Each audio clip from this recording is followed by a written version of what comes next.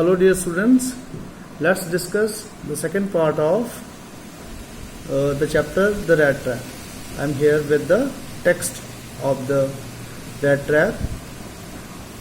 Last time we had discussed rat trap peddler, after spending the night with the crofter, had stolen 3 kroner bills, means 30 kroners, from the pouch of the crofter in the morning, and he had taken the way through the forest so that he could not be observed by anyone, so he had not taken the main road, and in the forest he had got confused and he could not find the way out of the forest. So in the night it got evening, and he thought of spending the night there in the forest, but suddenly he listened to the regular thumping, a sound which was coming from somewhere, and he thought that it might be the hammer strokes from an iron mill,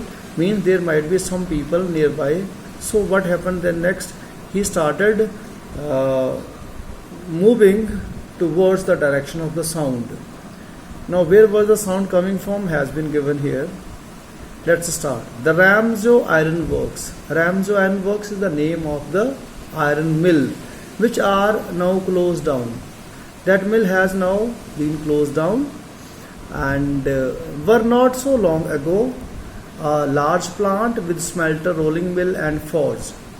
Okay, this large plant with this large iron mill now was closed down, but a few years ago it was a large plant, and now it is not anymore a large plant with smelter. Smelter actually is production of the metal, especially this iron, by melting, the process of melting. Okay, and rolling mill, it's a mill to convert the iron into the iron sheets, and forge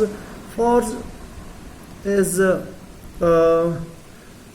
like a hearth where the metal is heated. Okay, now these things probably be there, but it was not a large plant now. In the summertime, long lines of heavy loaded barges and scows slid down the canal which led to a large inland lake, and in the winter time the roads near the mill were black from all the coal dust which sifted down from the big charcoal crates. So here what has been told that this large plant used to be full of long lines during the summer season, full of long lines of heavy loaded barges. Barges are boats. There used to be so many boats, and scows. Scows are also the boats which used to slide down the canal, means the iron was sent through these boats through the canal, and this canal used to lead to a large inland lake. Then it was sent to the lake, and in the winter time the roads near the mill were black from all coal dust, because it was iron mill, so coal dust used to come out of it. It used to emit, and the roads used to be very much black due to that coal dust which sifted down from the big charcoal crates, and that dust used to come out from the big charcoal crates, kind of baskets, kind of boxes. So it was about Ramjo Iron Works, and this sound was coming from the Ramjo Iron Works. During one of the long dark evenings just before Christmas, the master smith and his helper sat in the dark forge near the furnace, waiting for the pig iron which had been put in the fire, so to be ready to put on and the anvil. Every now and then one of them got up to stir the glowing mass with a long iron bar, returning in a few moments dripping with perspiration, though as was the custom, he wore nothing but a long shirt and a pair of wooden shoes. shoes. Okay. So what is given on such long dark evenings, because it was the month of December and it was evening time, and just it was the time of just before the Christmas. The master smith was there in the iron mill, and his helper was also sitting with him in the dark forge, because the room was very dark, and there was forge means that where the iron was being melted, it was being heated in the forge. They were sitting near the forge, near the furnace, and they were waiting for the pig iron. Pig iron is which is being heated there inside the forge, inside the furnace. They were waiting for the pig iron which had been put in the fire to be ready. They were waiting for the pig iron to be ready so that it could be put on the anvil. Anvil is a tool of the blacksmith with which the pig iron is made into, pig iron is given the shape to shape of different things. Okay, so anvil. Every now and then one of them got up to stir the glowing mass with a long iron bar.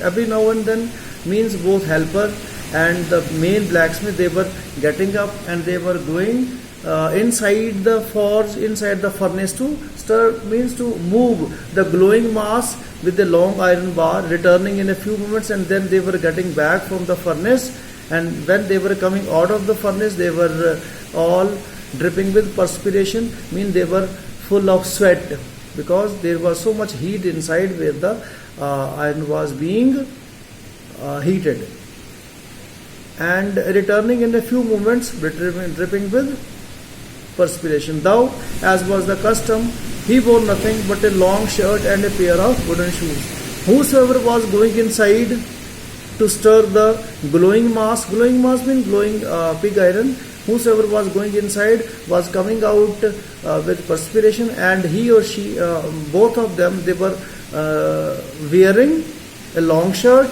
and a pair of wooden shoes, because other shoes they won't work inside so much, inside the furnace where there was so much heat.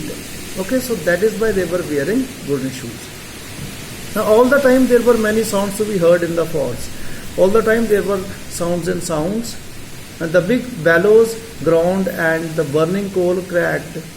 The fire boy shoveled charcoal into the maw in mouth of the furnace with a great deal of clatter. Clatter means sounds. Outside roared the waterfall, and a sharp north wind whipped and the rain against the brick-tiled roof. Okay. So all the time what was happening? They both were working there, and there were so many sounds which could be heard in the forge. Big bellows, groaned, means that was the sound of the machine where the iron was being heated. They were groaning, and burning coal cracked, because the coal was burning inside the furnace. It was cracking also. There was sound of that. There was a fire boy who was shoveling, who was putting the charcoal into the mouth of the furnace with great deal of the clatter. And outside that heated up mill, what was happening outside? Roared the waterfall. There was waterfall outside. It was also making so much noise, and sharp north wind was also hitting the rain against the brick tiled roof. Means there was rain also. It was rain outside which was hitting against the brick tiled roof. So there was noise there, and our peddler, rat trap peddler, reaches there. So what is given? It was probably on account of all this noise that the blacksmith did not notice that a man had opened the gate and entered the forge, until he stood close up to the furnace. Now this peddler, he reached very much near the furnace, and the blacksmith and his helper, they did not even notice when that man had opened the gate and when he had entered the forge, because there was so much noise. Surely it was nothing unusual for poor vagabond vagabonds without any better shelter for the night to be attracted to the forge by the glow of the light which escaped through the sooty panes and to come in to warm themselves in front of the fire. Okay, surely it was nothing. So what had been the reason? What reason has been given why these people they used to come there? These people, such vagabonds. Vagabonds are wanderers who have not any destination. So it was nothing unusual. I mean, it was very simple thing. It was very common thing that the poor wanderers who were not having any good shelter for the night, they used to get attracted towards the forge due to the light, due to the glow of the light which used to come out of the sooty panes. Panes mean window panes, and soot is it's a kind of dust which comes out when the charcoal is burnt. Okay, so this black dust, these panes which are full of black dust, through them the glow of the light used to come out, and watching that there is some fire inside, these poor vagabonds used to get attracted and they used to go there to spend the night near the heat and to come in to warm them. So they wanted to, such people, they used to come inside to warm themselves in front of the fire. Okay. The blacksmiths glanced only casually. Now blacksmith did not pay any attention toward that fellow. He glanced at him very casually and indifferently at the intruder. Intruder means the person who has interfered. He was the kind of intruding man because he had come inside without any permission. He did not look at him. He looked at him very casually because such kind of people, they used to come there oftenly. He looked the way people of his type usually did, with a long beard, dirty, ragged, and with a bunch of rat traps dangling on his chest, hanging on his chest. So he was looking like the people of his type used to look, means like beggars. He was having long beard, he was looking dirty, he was ragged, means he was torn, he had worn torn clothes, and he was also having bunch of rat traps which was hanging on his chest. He asked permission to stay, and the master blacksmith nodded a hearty consent. Means he asked for the permission whether he could stay there for the night, and the master blacksmith gave him the permission. Hearty consent was given. Mean in anger he made him some certain gesture to sit there, take the place and spend the night without honoring him with a single word. He did not speak any word to welcome him inside the forge. The tramp did not say anything either. He had not come there to talk, but only to warm himself and sleep. In those days, Ramjo Iron Mill was owned by a very prominent iron master whose greatest ambition was to ship out good iron to the market.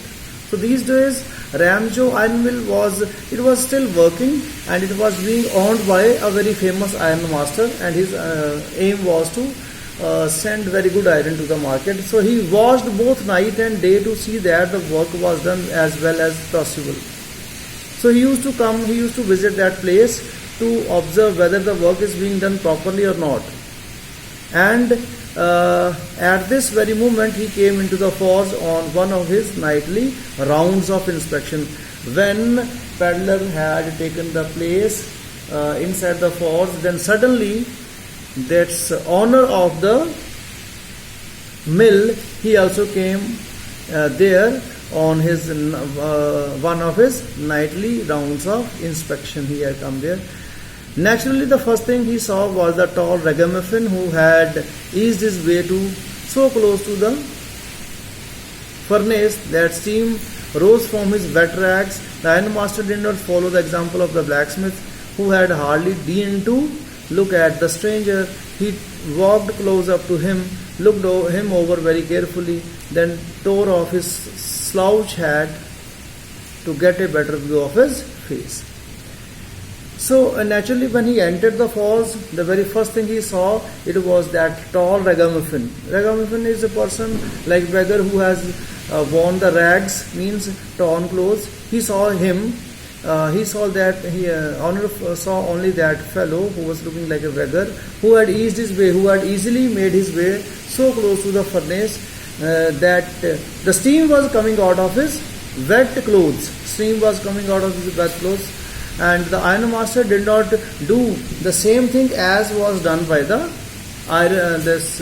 blacksmith, because blacksmith had not paid any attention to him, but this fellow of course paid attention, who had hardly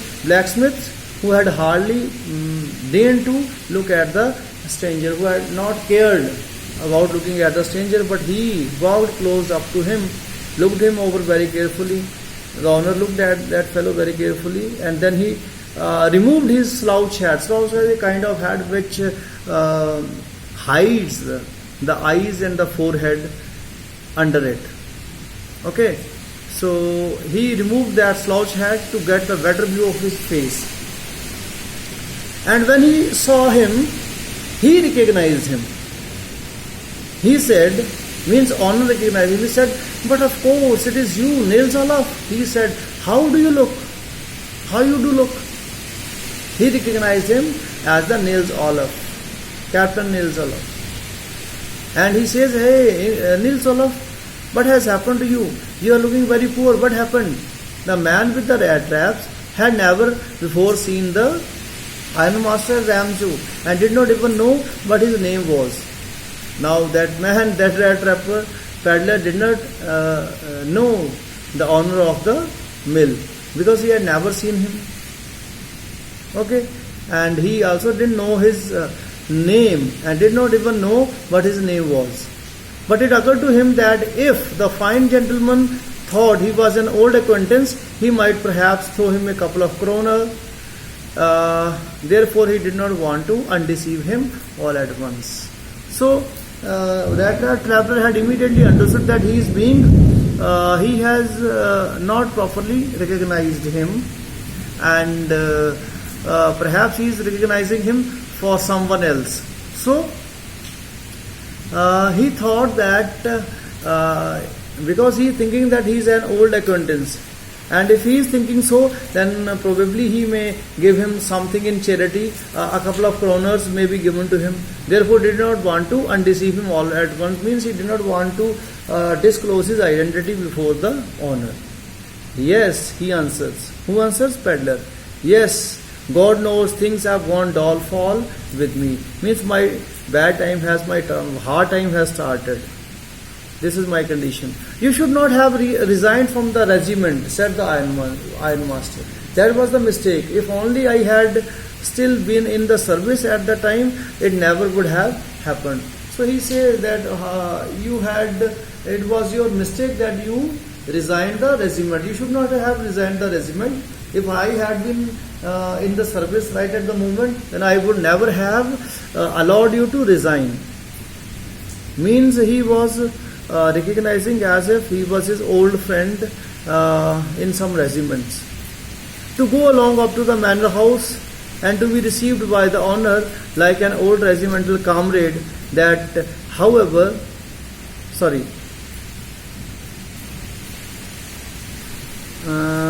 had happened. "Well, now of course you will come home with me." So he invites, the owner of the mill invites the peddler to his home. Now to go along up the manor house, means to go with this fellow to his big house and be received by the owner like an old regimental comrade. That however did not please the tramp. Tramp did not like this idea, because he knew that he is taking me to his home, recognizing him as if I am his old regimental comrade, and going with him, being an old regimental comrade, is not a good thing. That is why he denied that I won't be coming with you.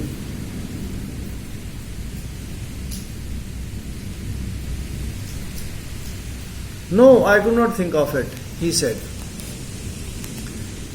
Looking quite alarmed, he got surprised. I'm not thinking of going with you, sir." He thought of 30 kroner to go up to the manor house would be like throwing himself voluntarily into the lion's den. He only wanted a chance to sleep here in the forge and then sneak away as inconspicuously as possible. Incons- inconspicuously it is, yes. He thought of the 30 kroner. Then suddenly that idea of 30 kroners came to his mind that he has stolen the money and he may be caught. So going up to the manor house would be like throwing himself knowingly into the lion's den. He did not wanted to be caught by anyone. So he just wanted to have an opportunity to spend the night, to sleep there in the forge and then sneak away, means secretly wanted to go away as inconspicuously as possible, means he did not want to be observed by anyone by leaving that place in the morning. The ironmaster assumed that he felt embarrassed because of his miserable clothing. On the other hand, my ironmaster thought that he is denying because he is not ready to go with him due to his miserable clothing, miserable condition.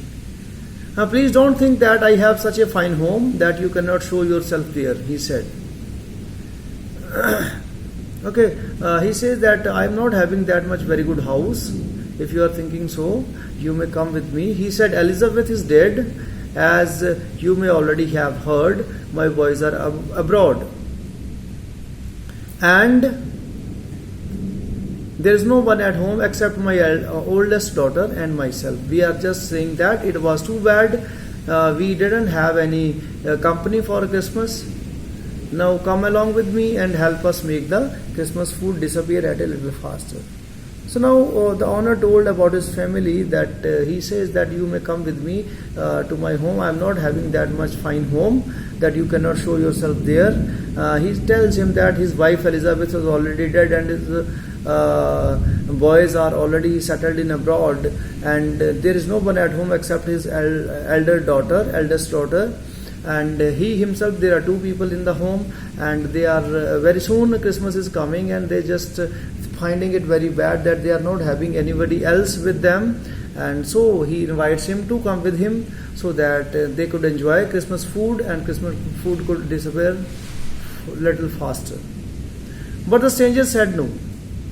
But the peddler again said no and again no, and the ironmaster saw that he must give in, and ironmaster realized that he will definitely yield to, means he will get agree, and he should adopt some other method so that he could come with him.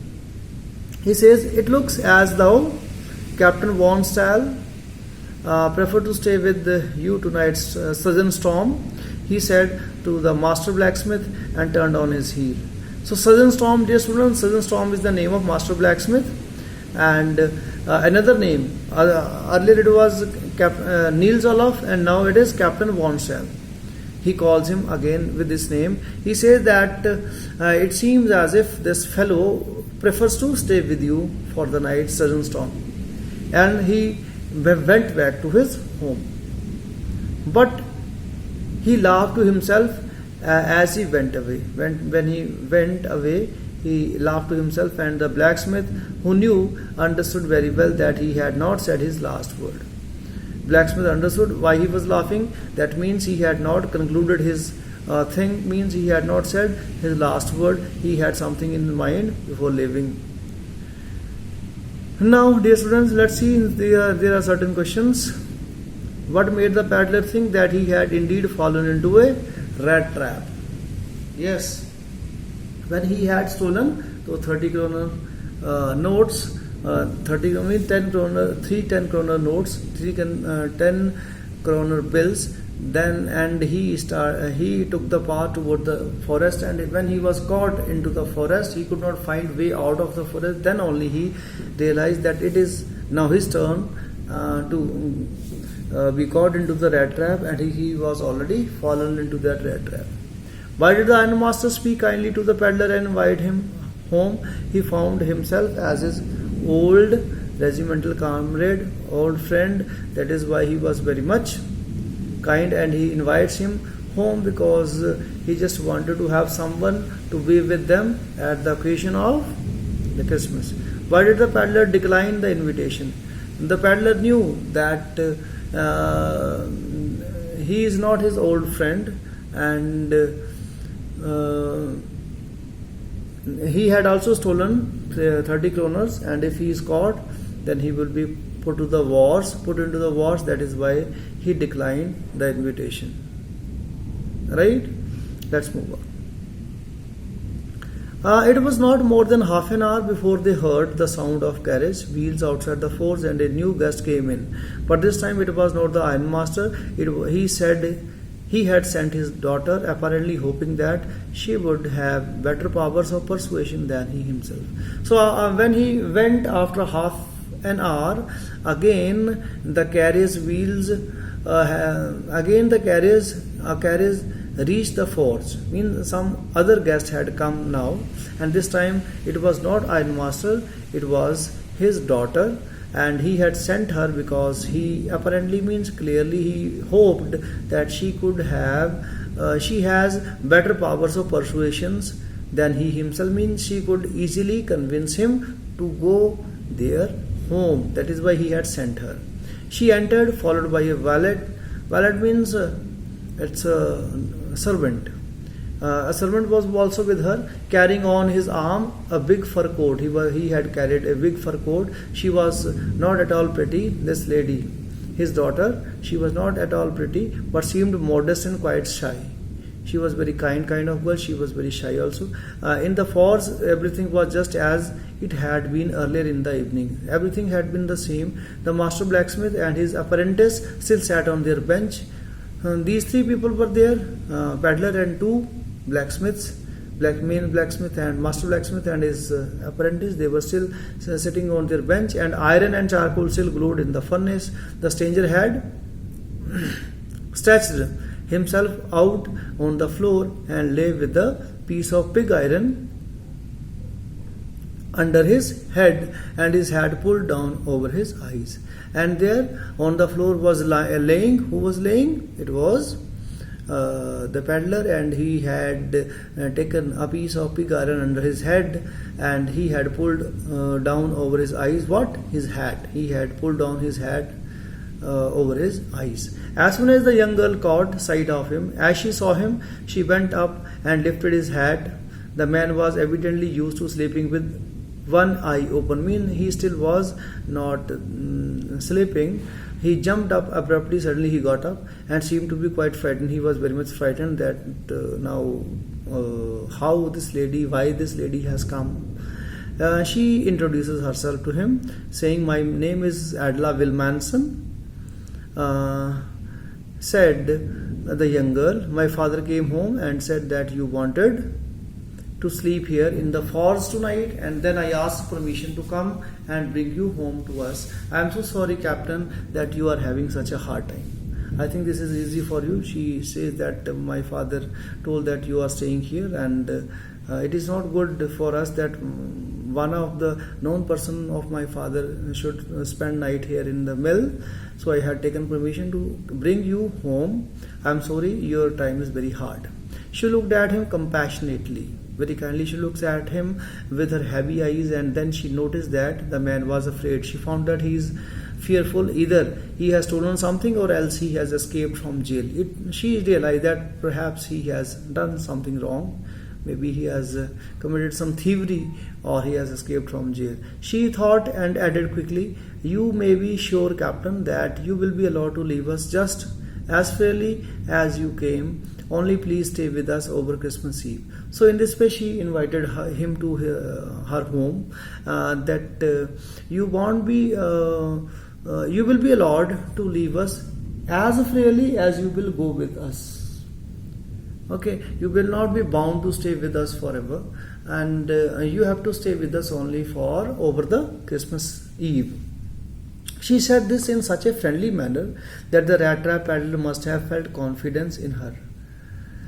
Now her method of convincing was very much different, and he found a little confidence in her, and she was very much friendly in her invitation.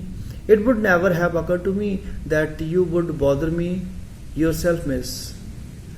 He says, it would never have occurred to me that you should come here, you should bother for me and come here. I will come at once. I am not going to waste any more time. I will be with you. He accepted the fur coat with the valet handed, which the valet handed him with a deep bow by bending down, threw it over his rags. He wore it over his torn clothes and followed the young lady out of the carriage without granting the astonished blacksmith so much as a glance. And when he left the mill, he did not even give a glance to the blacksmith, who was very much surprised at that moment. He did not look back at him to say even a single word of thanks. But while he was riding up to the manor house, he had evil forebodings. But when he started his journey towards the manor house, he could realize that very soon something evil is going to happen with him. Why the devil did I take the fellow's money? He thought, now I am sitting in the trap and will never get out of it. Now he realized that he has committed the mistake. Why he had committed the robbery in that old man's house. Now he realized that he is already in the trap and he could never be easily got out of it. The next day was Christmas Eve, and when the ironmaster came into the dining room for breakfast, he probably thought with satisfaction of his old regimental comrade from whom he had run across so unexpectedly. So the very next day was Christmas Eve when ironmaster came into the dining room for breakfast. He perhaps thought that he would find the satisfaction in the face of old regimental comrade whom he had come across suddenly or unexpectedly. Means he would be happy to see his friend in hard times, to help him and to bring him to his home. First of all, we must see to it that he gets a little flesh on his bones. He said to his daughter, who was busy at the table, and then we must see that he gets something else to do than to run around the country selling rat traps. So here he was also making plans to help his old friend, and so he instructs his daughter that first of all we should provide him some good food so that he gets a little flesh on his bones, means so that he could get some strength. We should be given some breakfast first, and his daughter was busy at the table. She was preparing the table for the breakfast, and then he says that we must see he gets something else. Then that means we should make certain arrangements for the employment for his old friend who is running around the country selling rat traps, so that he need not sell the rat traps. So we would